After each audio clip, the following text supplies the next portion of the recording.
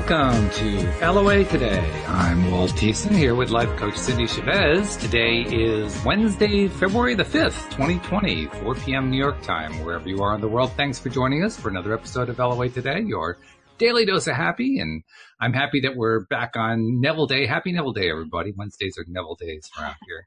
And we've been working on off and on through vacations and winter storms and everything else. We've been working on Seedtime and Harvest, which is our ninth book. It's not Neville's, but it's our ninth book since we started the series.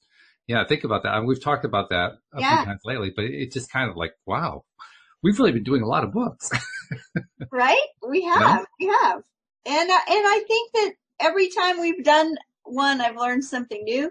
Mm-hmm. And every time, even if we go back, I always say that, but I bet if we went back and did these 9 books again, they'd feel different. They probably would. It's weird. It's like you can't step into the same river twice, they say. And I really understand that. That's the way I understand it the most is with books, right? Mm-hmm. Of course, I'm a nerd and I love to read.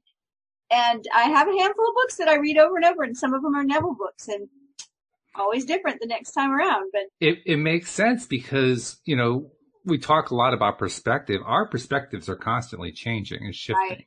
Particularly those of us who are really working on personal growth, that perspective is going to change substantially over time. Right. So yeah, you're right. No wonder it's going to look different every time we read it. We could read the same book 3 weeks in a row and it would be different every day. It's funny too, sometimes after you've been on this journey a while and you read a book for the second or third time, it's like the third time you'll read something and it will be such an aha, such clarity around it. And then you think, one of two things, either I don't ever remember reading that before. Like I've read this book twice or 3 times or whatever. I don't ever remember that. Or what did I even think of that the first time I read it? It's like, I don't think I understood that the first time I read it. But that's good. That's fun. It's like, how they always ask that question about what music or what book or whatever movie, if you could only have one and you're stranded on a desert island, it might be a Neville book because I always thought that Desert Island was very well stocked with all the different ways that people, organize that question. But, right. Tom Hanks might disagree with me, but, We find the desert island and it's like it's like the library at Alexandria. Like, right. What was I worried about? Absolutely. Well, actually, the other thing that happens, and I experienced this last night, I had been aware, of course, of Dr. Joe Dispenza's book, You Are the Placebo, for quite some time. And I remember starting to read it a few years back, and I got a few chapters in and just wasn't really syncing with me, so I never finished it. But I got it again for the trip that Louise and I took to Florida because I needed reading materials down and back on the plane. Got about 2/3 of the way through. It was okay. And then last night, I got toward the end where he starts telling some of the success stories. And there was the one success story about the woman named Lori. I don't know if you remember that one. I don't know. She's the one who was experiencing a degenerative bone disease. Her bones were all breaking all the time. It started when she was 18, 19 years old, 17 years old, continued for the next 30 years, and had apparent psychological energy connections to her father, who used to beat everybody in the family. So this was her way of protecting herself, because if she had fragile bones, then he wouldn't attack her. And it was just like this, really incredibly horrible situation. And I don't even remember what the name of the disease was, but it was a disease that basically crippled her. And she used techniques that basically Neville talks about, that Dr. Dispenza talks about based on his experience, his research with placebos, and she's healed herself.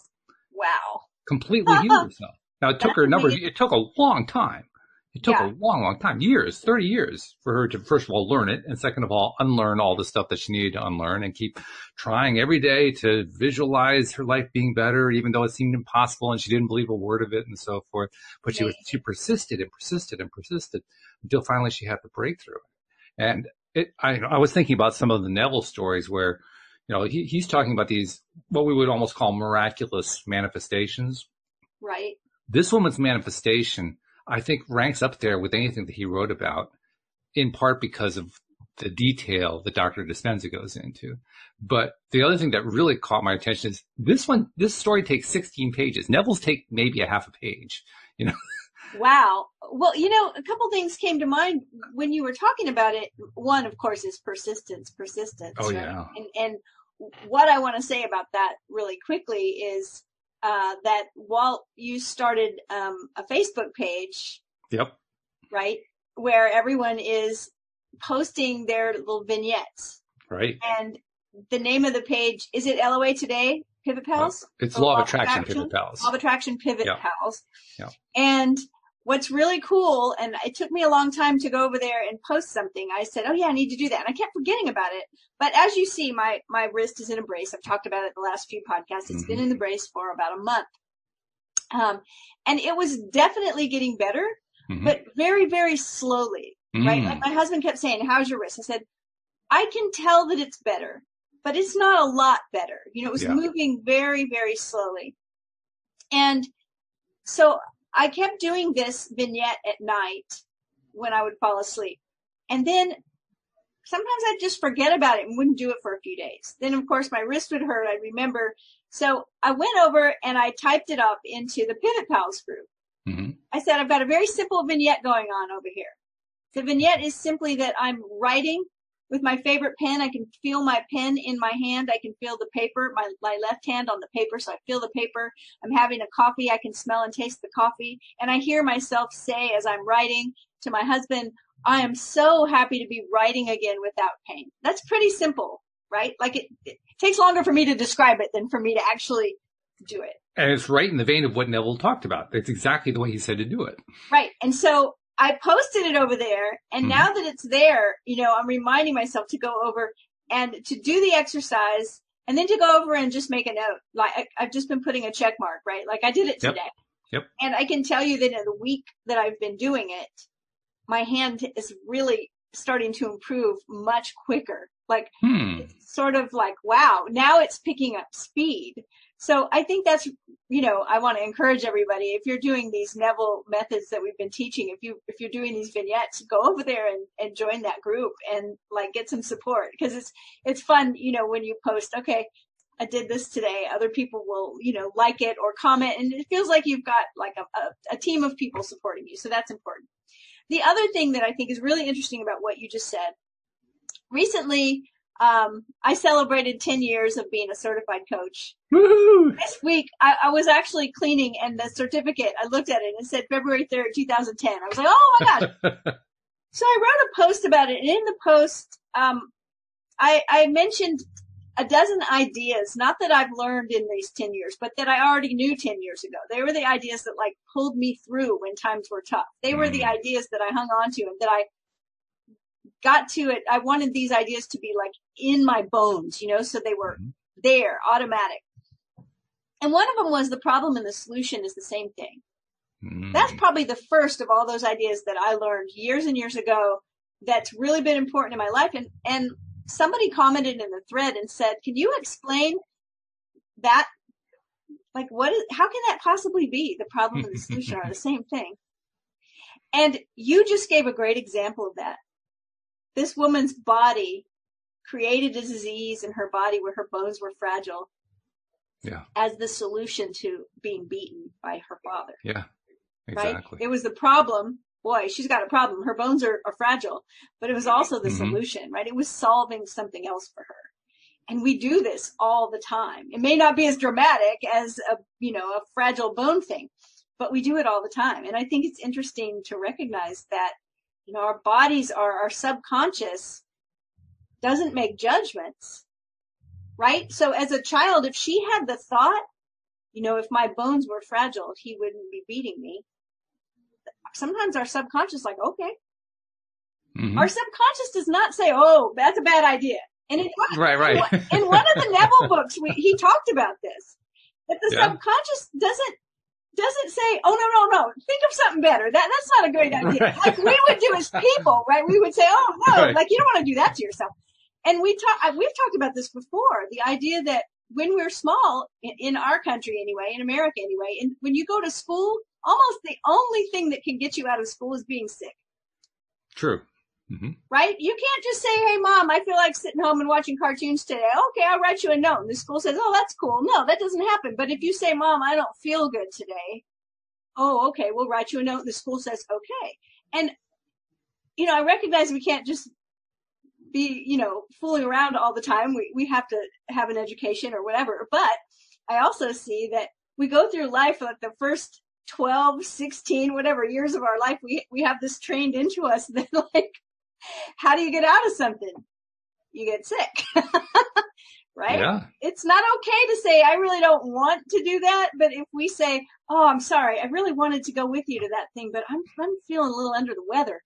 And people do this all the time, right? They call in sick when they're not really sick. They may give a loved one I had a client that told me, she said, I didn't want to go to the Easter thing my family was having because it's just not my thing. I didn't want to go. So I said, I'm really feeling under the weather. She said the next day I woke up with like a bad cold. And I did this to myself. Right. Right? The body says, okay. It's a great point. In fact, that was actually part of the Dispenza story about this woman named Lori who had the bone disease because her father passed at some point during that 30-year period. I'm going to say 10 years in. I don't remember exactly what it was. But after he passed, she continued to decline, despite the fact that she was working on what Dispenza had taught her. And what they realized was that she was declining because she was getting so much of her needs met by being a handicapped person. Yes. And she didn't want to give that up. Right. I mean, not consciously, subconsciously, she didn't want to give that up. Right. So she had not only did she have to kind of reverse and unlearn all the stuff that happened because of the relationship with the father, but now she had to reverse all this stuff about being handicapped. Right. Wow. Yeah, that's what I said. So, wow. so before we get into the Neville book, and I know we probably have announcements, but I want to ask one question. Sure. About, we were talking about reading a book and then reading it again and getting even more out of it, or, getting something different. And you had said you started to read this book like a few years back. And it's like, wasn't really into it. And then you read it, and now you read it on your trip. Did you have the experience of like, why wasn't I into this before? Kind of, sort of, but not really, because I know why I wasn't into it before. Okay. The reason I wasn't into it before was because at that time, I believed that I could not meditate successfully, and I knew that this book was leading up to a whole thing about meditation. Right. And that makes sense. So it kind of just put me off, This time around, I said, okay, well, yeah, now I've learned how to meditate more effectively. I still don't meditate all the time. I'm not totally enthusiastic about it, but at least now I can probably read the book and get through it and maybe get some good stuff out of it. And indeed, I've gotten a lot more out of it than I thought. So in that sense, yes, it did play out the way you talked about. Yeah. Because I've had that happen. I've had books that I just could not get into. Maybe tried 3 or 4 times and just couldn't get into them. And then 3 years later, I pick it up and I'm like glued to it. I think, what was wrong with me before? Why didn't I get this before? Anyway, so that's kind of funny. So, hey, I just say that too. I have had people tell me before that they've started to read Neville. It's like, well, try again. Well, I'll tell you, we also are talking about how the perspective can change, and that's why you can read the book one week to the next and get different stuff out of it. I have a perspective that I've been really lashed onto for about the last year and a half or so of wanting to spend as much time as I possibly can focusing on what I like and taking as much attention away as I can from what I don't like, and to the point where I start to get annoyed whenever I'm presented with stuff that I don't like.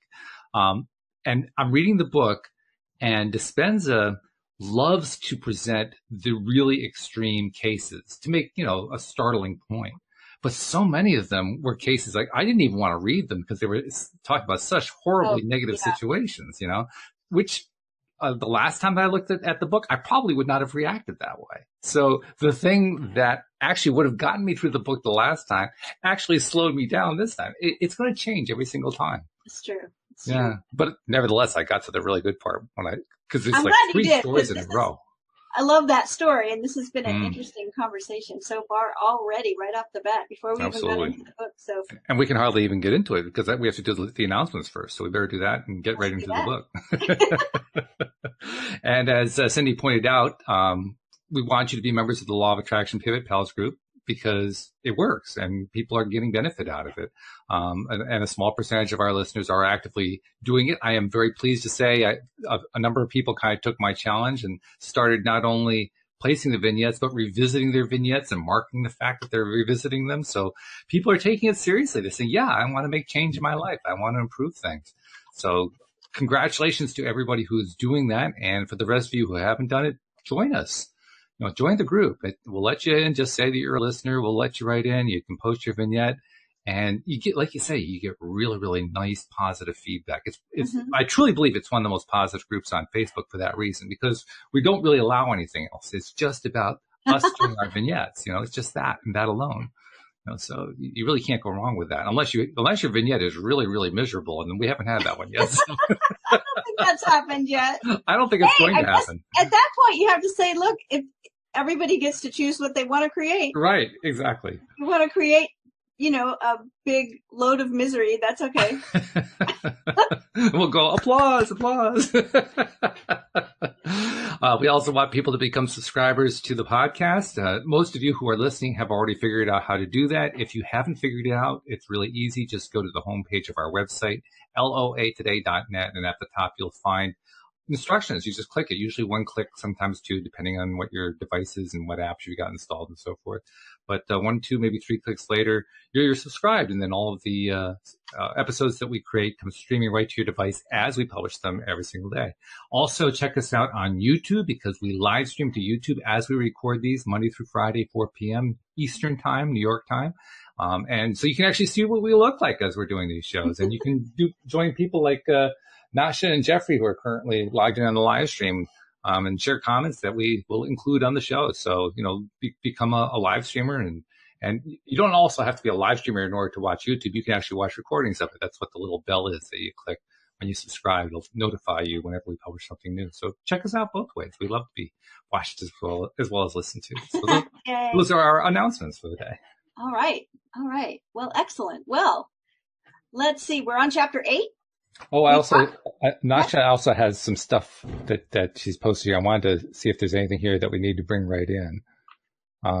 Well, she has a question. It's kind of outside of what we're about to be talking about with Neville, but I'll bring it up anyway. I don't really know this particular author, but maybe you do.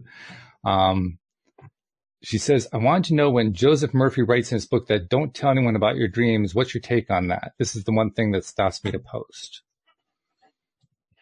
Well, I'm curious if, apparently, I'm assuming, that when you say dreams, you mean like intentions, goals, and dreams kind of dreams, and not literal nighttime sleeping dreams. Mm-hmm. And there are a lot of teachers that talk about not telling people, and I tend to veer more towards, number one, I listen to my intuition. So sometimes if I'm going to share something and I definitely feel like a check in my, then I want to listen to that and not share. But beyond that, I think sharing with people that are going to support those dreams is what's important. That's kind of like what the Pivot Pals, page is over there. Like when you're sharing a vignette, people over there are going to be supportive. And just like we joked a minute ago, your vignette may not be something that rings our bells. That doesn't matter. If it's what you want, then, so I think that's the real key. It's not that you don't ever share it at all with anyone, but we all have people who love us very much and are very well-meaning and will try to protect us from taking a big risk. And so we may say, I have a big dream of doing this and that.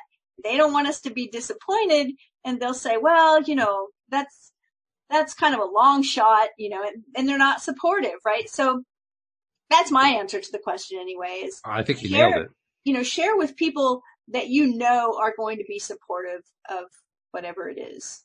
Yeah, I don't ever follow a rule blindly and with 100% certainty regardless. I always ask myself, does it apply what I'm doing right now? If it applies, then use it. If it doesn't apply, then do something else instead. But I try not to let rules govern my life, because I'm the creator here. Yes. Right? Yeah. So the creator gets to decide. Yeah. but share with people that are going to be supportive. Exactly. Right? Yeah, I wouldn't share with people who I had a pretty good idea were going to shoot down what I'm doing either. I mean, what would be the point in that? That's just that's like setting yourself up. What I think happens though sometimes is, we get inspired, and inspiration feels really good, right? I like to explain the difference between motivation and inspiration like this. Motivation is we're motivated to do something because we don't want a result, right? It's like, I'm motivated to take care of myself because I don't want to get sick again, right? Okay, there's nothing really wrong with that. Nope. But inspiration is like, I want to take care of myself because I have this vision of what it's like to be vibrantly healthy. Yes. And that vision just pulls me forward instead of sort of pushing me from behind with the motivation. Sometimes we get both, right? And the combination is really powerful. But when we feel inspired, sometimes we get really excited. And we might be so excited we want to bring that idea to somebody, and say, hey, guess what? I have this idea that this is really what I want. And we start overflowing with it. And it's not their inspiration. It's our inspiration. And they're like, I always joke being a Taurus, that's the earth sign. And everybody that I lived with was a fire sign, and they were the ones that always excited about something, and I was throwing the dirt on the fire, right? I was always the one that said, yeah, but have you thought about this? I don't think that's going to work. You need to, because I like to be logical. But that's the thing, is that sometimes whoever we're sharing with, they don't have that inspiration behind the idea like we do. And for them, they just sometimes try to protect us. So, sometimes it's hard to not share when we're excited. Just share with the right people. Share with somebody else who's going to be excited with you. And it also, I would add, even if you happen to share and it's not well received by somebody, treat it like, instead of treating it like, oh my God, I just got shot down again, treat it like, well, maybe this is a little test. Can I keep myself in a high position despite the fact that they shot me down? And just kind of ignore what they said. Yeah, a little bit of a challenge. Yeah. So again, it's up to you. How are you going to do it? All right. Well, let's see if we can. I hope that answered the question. I think it did. And let's see if we can make some headway on this chapter. The book is Seedtime and Harvest. We're almost ready to wrap it up. We've got 2 chapters left. This is chapter 8, called The Water and the Blood. So we're going to start right out with some verses from the Christian Bible. The first one is from John 3. It says, except a man be born again, he cannot see the kingdom of God.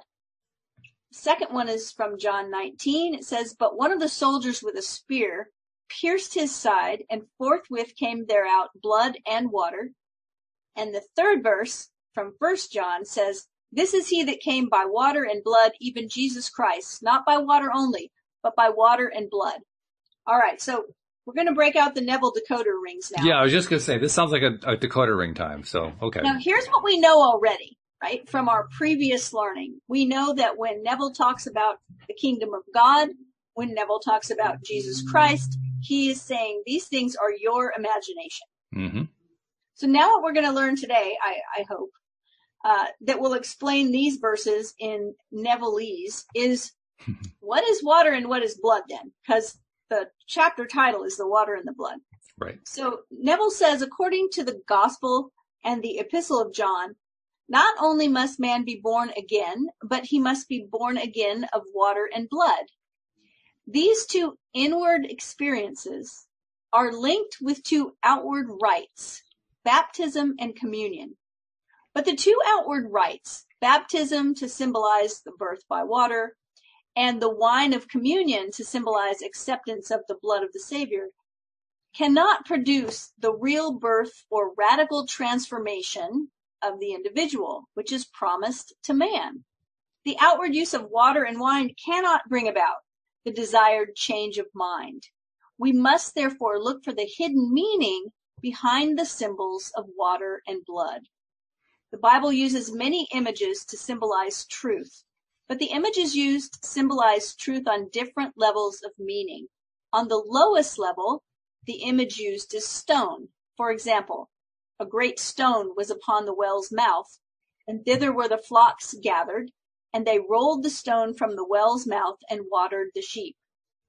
from Genesis. And then from Exodus, they sank into the bottom as a stone. Neville says when a stone blocks the well, it means that people have taken these great symbolic revelations of truth literally. When someone rolls the stone away, it means that an individual has discovered beneath the allegory or parable its psychological life germ or meaning. This hidden meaning, which lies behind the literal words, is symbolized by water. It is this water, in the form of psychological truth, that he then offers to humanity. And then from Ezekiel 34, the flock of my pasture are men. Okay, so Neville is saying here that water symbolizes psychological truth. I don't quite get how he draws that conclusion, but at least we know what the decoder ring is telling us. That's a good thing. Right. So let's see if we can get clearer on that. Okay. He says the literal-minded man who refuses the cup of water, psychological truth, offered to him, sinks into the bottom as a stone. He remains on the level where he sees everything in pure objectivity without any subjective relationship. He may keep all the commandments written on stone, literally, and yet break them psychologically all day long.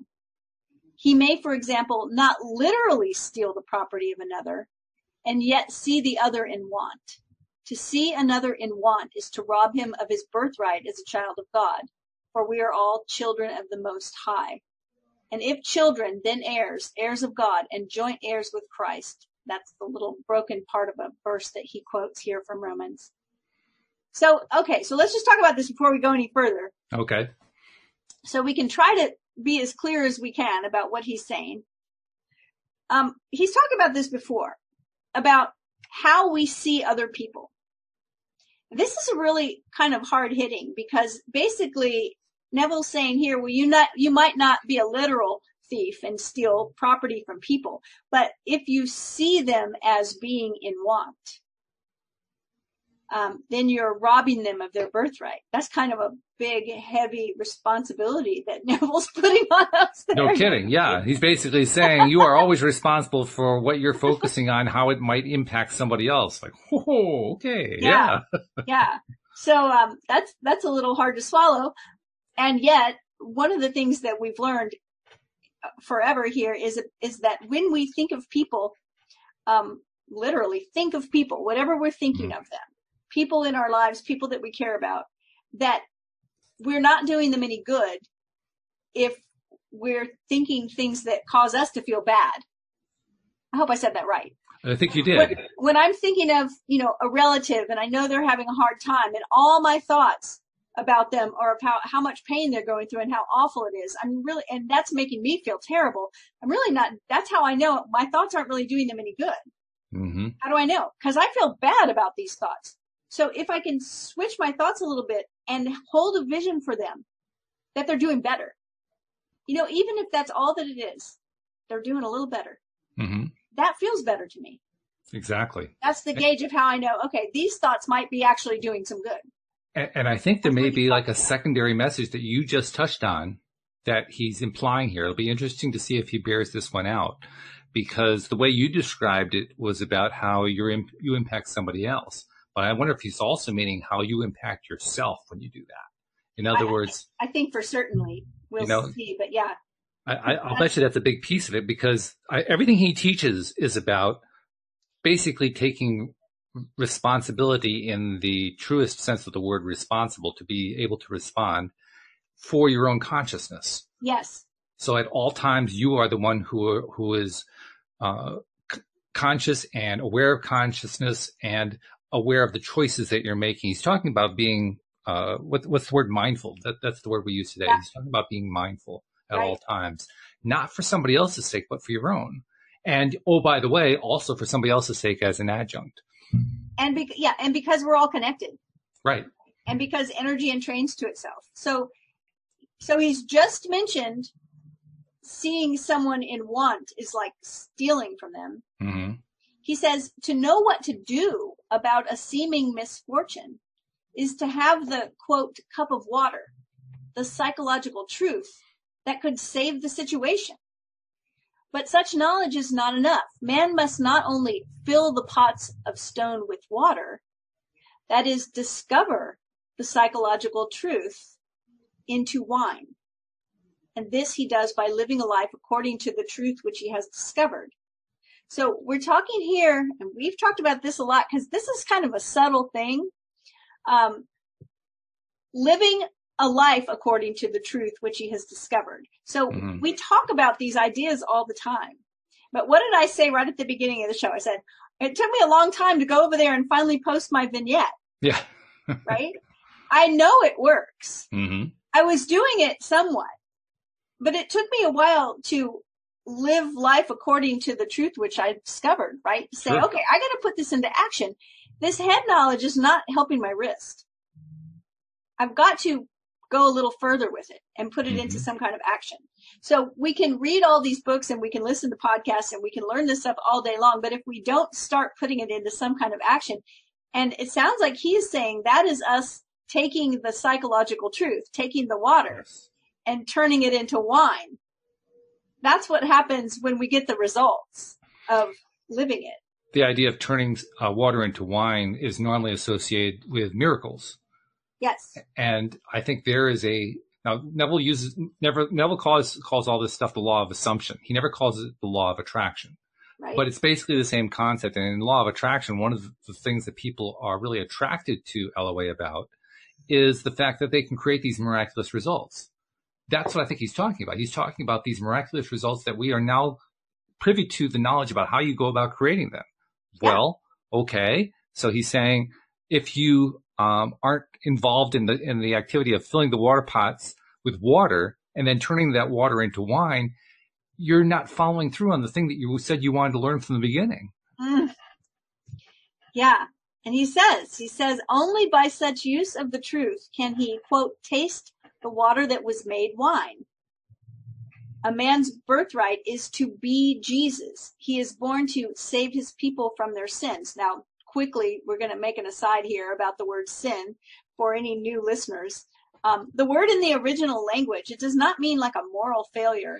It literally means to miss the mark, like you're shooting an arrow at a target and you don't hit the bullseye. Or maybe you don't even hit the target. Yeah, that can be. Right? And so what happens when you're doing that? You go get the arrow and you try again, right? And that is what he talks about when he talks about forgiveness of sin. Shooting the arrow again and doing better the next time. That's right. How you forgive it, right? And so he says here, a man's birthright is to be Jesus. He is born to save his people from their sins. What is sin? It's just missing it. Missing the mark of who we could be. So he says, but the salvation of a man is, and I love this actually, not by water only, but by water and blood. So if we look at what we've discovered so far, what his meaning is, he's saying you can't just know about these things. That's not going to save you. That's not going to change your life. That's just true. Know these things. It's when you put it into practice and you get the wine, the result. You turn these psychological truths into results by putting them into action. So he says to know what to do to save yourself or another is not enough. You must do it. Knowledge of what to do is water. Doing it is blood. There it is, right there. Exactly. This is he that came not by water only, but by water and blood. The whole of this mystery is in the conscious, active use of imagination to appropriate that particular state of consciousness that would save you or another from the present limitation. Outward ceremonies cannot accomplish this. Then he has a quote here. There shall you meet a man bearing a pitcher of water. Follow him. And wheresoever he shall go in, say ye to the good man of the house, the master saith, where's the guest chamber, where I shall eat the Passover with my disciples, and he will show you a large upper room, furnished and prepared. There make ready for us. Whatsoever you desire is already furnished and prepared. Your imagination can put you in touch inwardly with that state of consciousness. If you imagine that you are already the one you want to be, you are following the man bearing a pitcher of water. If you remain in that state, you've entered the guest chamber. Passover and committed your spirit into the hands of God, your consciousness. So let's take a moment and let's take a look at what we just said there, because he's finally laid out the decoding portion of the decoder ring. Right? He's made it clear that the water portion, like we were talking about before, the water portion is the discovery of that psychological truth, the psychological truth of how our consciousness works in creation, in the creative cycle. And the blood, he says it beautifully in that one line, knowledge of what to do is the water. So there it is. That's the water. Doing it is the blood. So in other words, it's not enough to do it. Just like you said a moment ago, it's not enough to know it. You got to do it. You got to take some action. You got to take this knowledge that you have and start applying it if you want to have the results that you want to have. And what are those results that you want to have? They're whatever you're bringing into this whole discussion in the first place that made you want to read Neville and understand what the heck he was talking about. Yeah, you know? right. That's the reason you're even looking at all this stuff. That's it. So, all right, okay, well then it's time to go do it. Get it done. And in the process, oh, by the way, as you get it done, you're going to find that, as he says here, the active use of imagination to appropriate that particular state of consciousness that would save you or another from the present limitation, you're going to discover that that is the whole mystery right there. How do you do that? Yeah. So he clears it up really nicely. So remember, he's talked about consciousness. He says, committed your spirit into the hands of God - your consciousness. Right. Okay. So a man's state of consciousness is his demand on the infinite storehouse of God. And like the law of commerce, a demand creates a supply. To change the supply, you change the demand, your state of consciousness. What you desire to be, that you must feel you already are. Your state of consciousness creates the conditions of your life rather than the conditions create your state of consciousness. To know this truth is to have the water of life. All right. So, I love this because I talk about this a lot to coaching clients, right? That we think the things happening to us are causing us to feel a certain way or whatever. Mm-hmm. But in reality, we're creating that story. We're creating our experience by the story that we keep telling. Right. So this is what he's saying here. Your state of consciousness creates the conditions of your life. It also draws to my mind the fact that the way Neville expresses it is his way of expressing it. The way Abraham Hicks expressed it is their way of expressing it. Joe Dispenza, we mentioned him a moment ago. He expresses it in terms of his exploration through his love of science and data collection and gathering information, gathering data to understand how the whole thing works. But they basically all come to the same conclusion. Joe Dispenza says you are the placebo. And he doesn't just mean that about health. Right. That's one of the big takeaways from that book. It's about everything that you want in your life. It's not just about getting healthier, although certainly most of his test cases are about actually getting healthier. But it's literally about everything. And it's basically the recognition that a placebo is a way of saying, if you believe that it is true, it becomes true. Your belief makes it come true. And it was Joe Dispenza that we talked about either last week or the week before, that when he was saying that your personality creates your personal reality. Yes. And what is your personality? It's how you think, how you feel, and how you act. Yeah. Right? And where does all of that come from? From your consciousness. That's right. Yeah. So Neville says, but your savior, right? Because he's just said to know this truth, the one we were just talking about, that your story is creating, that you are the placebo, that your story is creating your reality. He says to know this truth is to have the water of life. Right. But your savior, the solution of your problem cannot be manifested by such knowledge only. It can be realized only as such knowledge is applied. Same thing again. I just had a rather humorous thought. There's a whole bunch of alcoholics saying, "Oh, good, the wine's going to save me. I knew it would." Only as you assume the feeling of your wish fulfilled. Recognize there that Neville says assume, like the law of assumption. Only as you assume the feeling of your wish fulfilled and continue therein is your side pierced, from whence cometh blood and water. In this manner only is Jesus, the solution of your problem, realized. Interesting. because in the past he has included Jesus in that litany of different terms that all mean consciousness or imagination. But now he's given a variation on it, and if you equate it to imagination, it becomes really interesting. In this because he's manner talking only. about feelings. He's talking about feelings and imagination. He's saying this thing, imagination, these feelings, that's the solution to your problem. Yeah. Oh, okay. Then he quotes, "For thou must know that in the government of the mind, thou art thine own Lord and Master, that there will rise up no fire in the circle or whole circumference of the body and spirit unless thou awakes it thyself."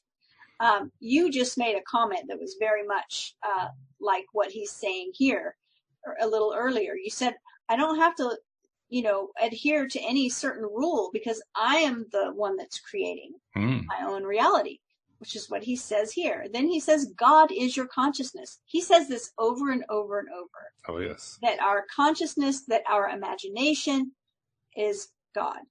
His promises are conditional. Unless the demand, your state of consciousness, is changed, the supply, the present conditions of your life remain as they are. As we forgive, as we change our mind, the law is automatic. So we talked a moment ago about what that means about forgiveness. This is what he's talking about now. Yeah, that's a nice declaring entry right there. Forgiveness is changing our mind. Right. It's shooting in a different direction at the target, right? Yes, right. So it's almost like we change our aim. Yeah, exactly. Your state of consciousness is the spring of action, the directing force. There we go. That's changing your aim, right? The direction.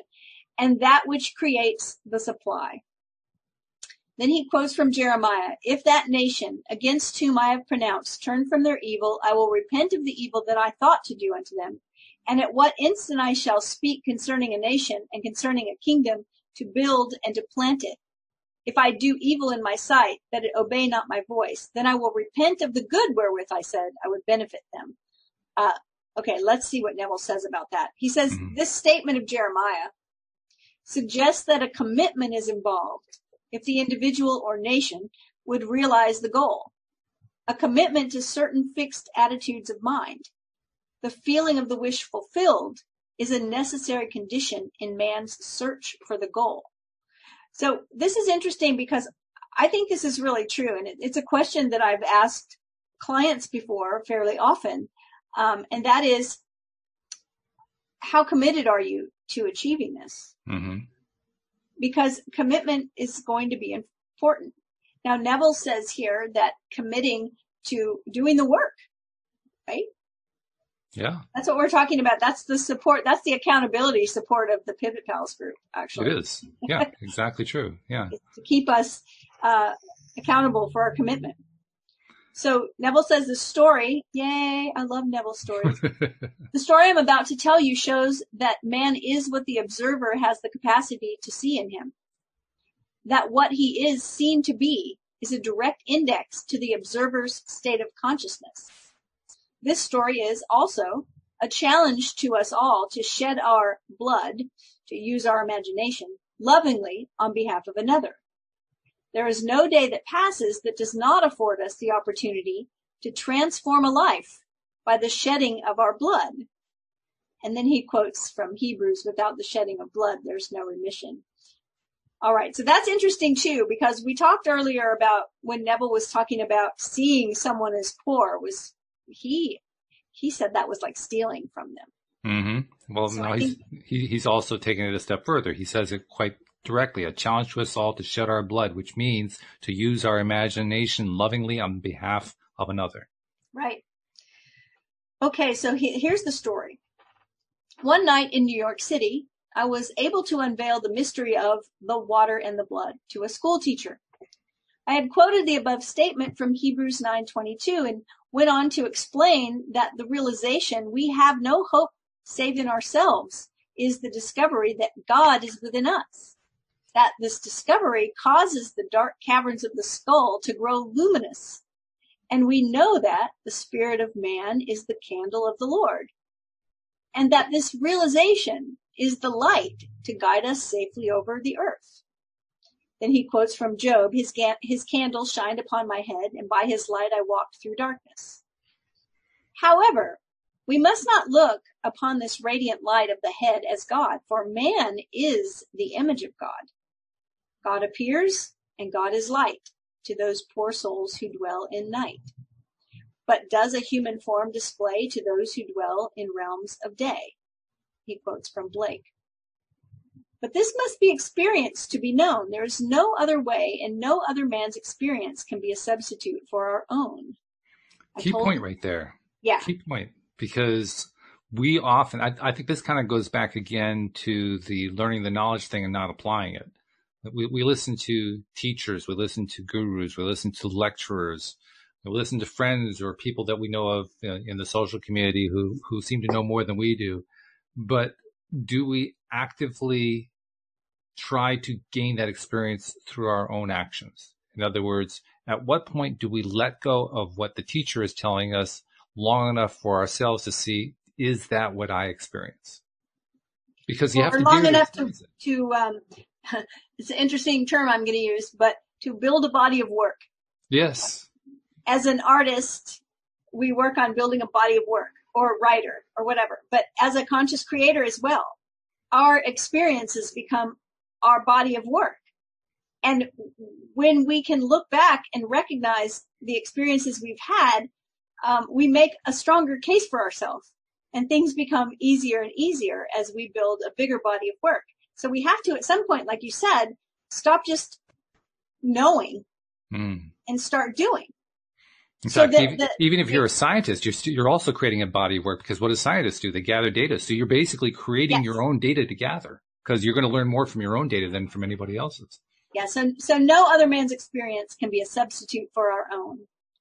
I told the teacher that her change of attitude in regard to another would produce a corresponding change in the other.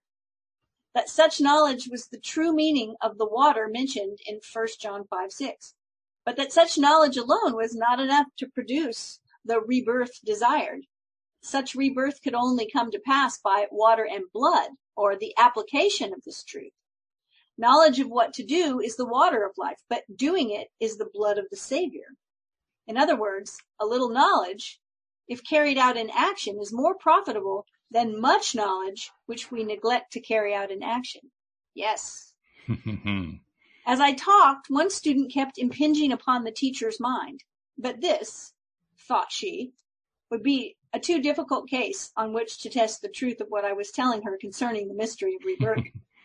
All knew, teachers and students alike, that this particular student was incorrigible. This is going to be good, I can tell.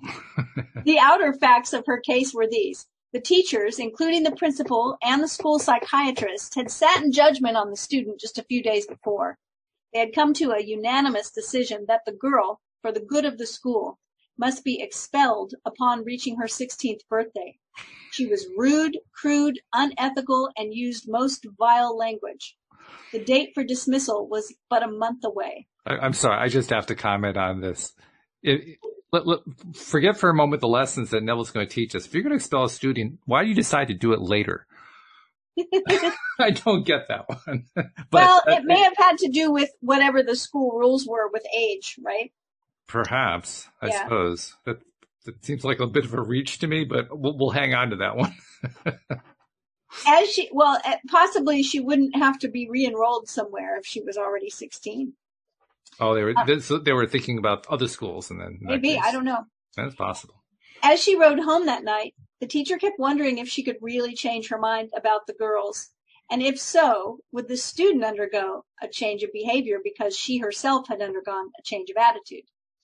The only way to find out would be to try. This would be quite an undertaking, for it meant assuming full responsibility for the incarnation of the new values in the student. Did she dare to assume so great a power, such creative, godlike power? This meant a complete reversal of man's normal attitude towards life from, I will love him if he first loves me, to, he loves me because I first loved him. This was too much like playing God. That's an interesting phrase. This was too much like the, and I imagine, I've never thought of it that way, but I can imagine that there are going to be some people who will say that is like playing God. And I think to myself, really? Wow. But yeah, I can see I might come to that conclusion. And also, we talked about this when we read in the beginning of the chapter, I said, wow, that's a pretty heavy responsibility you're putting No on kidding. there. And that's what the teacher was saying here as well, right? Did she dare to assume so great a power? Yeah. Yeah. Assuming full responsibility for the incarnation of new values in the student. So she was feeling that weight too. He then quotes 1 John, we love him because he first loved us. And it says, but no matter how she tried to argue against it, the feeling persisted that my interpretation gave meaning to the mystery of rebirth by water and blood. The teacher decided to accept the challenge, and this is what she did. She brought the child's face before her mind's eye and saw her smile. She listened and imagined she heard the girl say, good morning. This was something the student had never done since coming to that school. The teacher imagined the very best about the girl, and then listened and looked as though she heard and saw all that she would hear and see after these things should be. The teacher did this over and over again until she persuaded herself it was true, and she fell asleep. The very next morning, the student entered her classroom and smilingly said, good morning. The teacher was so surprised she almost did not respond, and by her own confession, all through the day she looked for signs of the girl's returning to her former behavior. However, the girl continued in the transformed state. By the end of the week, the change was noted by all. A second staff meeting was called, and a decision of expulsion was revoked. As the child remained friendly and gracious, the teacher has to ask herself, where was the bad child in the first place? Mm-hmm. And Yeah. Neville quotes again from Blake, for mercy, pity, peace, and love is God our Father dear, and mercy, pity, peace, and love is man, his child and care. Interesting to hear this story. I like it. I like it a lot. Wow. But it's particularly interesting to me because it really sounds very much like another school-related story. This is tied to some studies, actual studies that were done primarily in the 1950s and early 1960s. And in these studies, the people doing the study were monitoring the behavior and mainly the learning behavior of kids in a certain grade level of school. And they had, the way they set it up is they would have 3 different classrooms, all of the same grade level, and 3 different teachers. And they would assign this group of people to teacher 1, this group to teacher 2, this group to teacher 3. To the first teacher, they would say, okay, we gave you the top third of the class, so we expect you to produce some pretty good stuff here because you got the best ones. To the second teacher, they said, well, we gave you the ones in the middle, so we're going to give you a little more room to work with, do the best you can with it. And to the third teacher, they say, okay, you got the ones who are at the lower end of the list. You got kind of a challenge on your hands here. See what you can do with it. And at the end of the school year that they were testing, they tested the students. They tested it before and tested afterward. And sure enough, that first group outperformed everybody else. The second group was middling. The third group failed. And this wasn't true, right? It wasn't true. No, right. They had just randomly divided up the students. So the expectations of the teachers had actually driven the production of the students. And that's what I thought of when I heard this story. Basically, how much of that particular student's behavior was driven by the teacher's expectations? Well, and Neville says that she continued seeing this until she believed it. Mm-hmm. And then she fell asleep. So, yeah, so that's interesting to think that there was probably some expectation there of her being different, at least different. Neville says transformation is in principle always possible, for the transformed being lives in us, and it is only a question of becoming conscious of it. The teacher had to experience this transformation to know the mystery of blood and water. There was no other way, and no man's experience could have been a substitute for her own. We have redemption through his blood, he quotes from Ephesians. Without the decision to change her mind in regard to the child and the imaginative power to carry it out, the teacher could never have redeemed the student. None can know the redemptive power of the imagination who has not shed his blood, in quotes, and tasted the cup of experience. Then he quotes Matthew Arnold saying, once read thy own breast right, and thou hast done with fears. Man gets no other light, search he 1,000 years. I think it's really interesting that he did point out her mind changed in regard to the child. Mm-hmm. And that, and with your example of the teachers and what they expected, I see that really clearly there, is that her expectation changed. And remember that it was her experience. Yes, it was a shared experience, but if we only look at her experience, she experienced that child, that unruly, crude, rude child was part of her experience. Mm-hmm.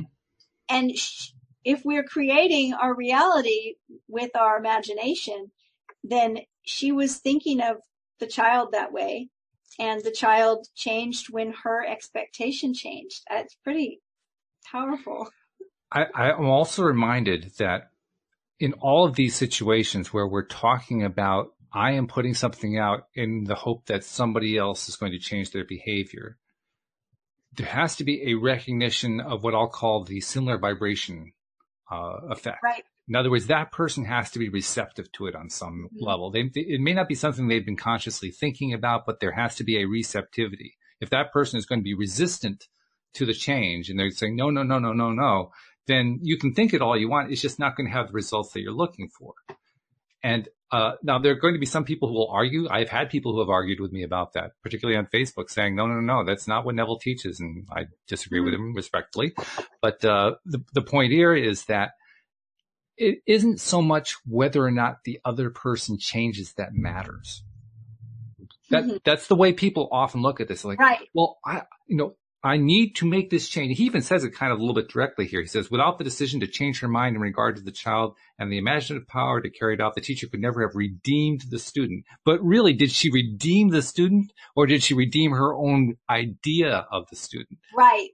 Yes. Because I would claim the student redeemed herself. Yes. I was just going to say, I think the student redeemed herself. Yeah. And possibly, one of the things, I think I've talked about this before, but like if I'm coaching a client and I'm feeling resistance, it's because I'm pushing.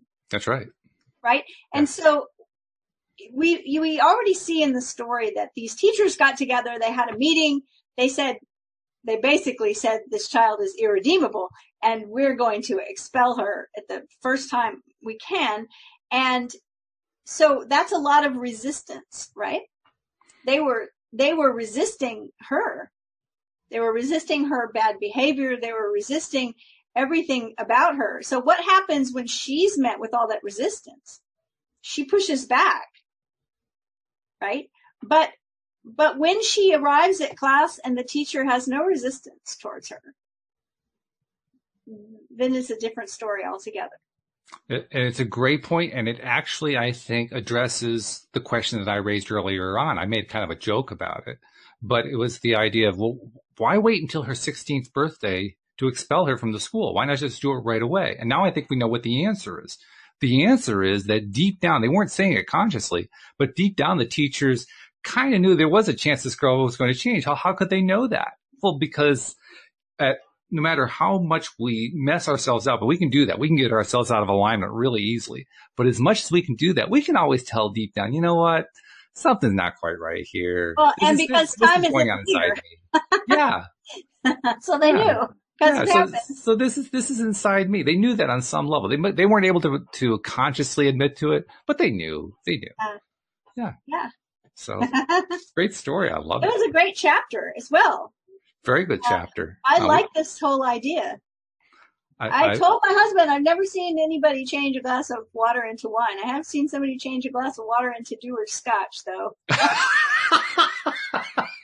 Okay. So they upped the ante. They went to a higher alcohol content. But I like this metaphor. I like the way this was taught. I like the Neville decoder ring on this one. So this is a good one. Just one more to go. So I was wondering how he was going to turn this water blood thing into something that would actually be, sensical instead of nonsensical. Yeah. So far, though, he's never failed us on this. No, he hasn't. A couple times it's been like, scratching my head about this. But most of the time he comes through and makes a good, metaphor out of it. I was thinking about how we had talked in the last few weeks as we were doing this book, how this was one of the books early on that we put off. We put it off because the way we expressed it was, there was so much biblical verse in it. Yeah. And I think part of what we were really seeing, I know this is going to be true for my case. If I saw that chapter title back when we were first exploring Neville, that would have just turned me right off. Right. No, exactly. Like even today when I saw it, I was like, oy vey, this is one of the chapters. This is it. This was the reason why we said, let's not do this book. Exactly. Yeah. Well, it turns out it wasn't quite so bad after all. It was actually quite different from what we originally feared. Good object lesson. I always think about Job in the Bible. Speaking of the Bible, the thing I feared the most has come to pass. I always think, the thing you fear the most hardly ever comes to pass. And as Joel Elston points out, when the thing you fear finally comes to pass, it turns out it isn't as bad as what you thought. Exactly. The problem and the solution are the same thing. Yeah, there you go. Well, that goes back to what you originally said at the beginning. So yeah, good stuff. So we were kind of hoping between the two of us we'd get through chapter 9. That's not going to happen because we don't have enough time. So we'll have to make that part of what we'll do next week. Actually, it may even tie in nicely next week because next week is just before Valentine's Day. Yeah. Which is always both a happy time and a difficult time depending on who you are. So I think it'll make an interesting topic to see how do we tie Neville in to the exploration of those concepts. It's going to be good. It's going to be very good. So thank you very much, Cindy. As usual, before we go, tell people how to reach Cindy Chavez. You can find me online at cindychavez.com, CINDIECHAVEZ.com. And you can find me on Facebook. You can find me on Twitter. Same name. Reach out, say hello. I'd love to hear from you. Sounds good. So thank you very much. Thank you, live streamers, and thank you especially to our podcast listeners as well. We'll see you all next time here on LOA Today. Goodbye, everybody. Bye, everyone.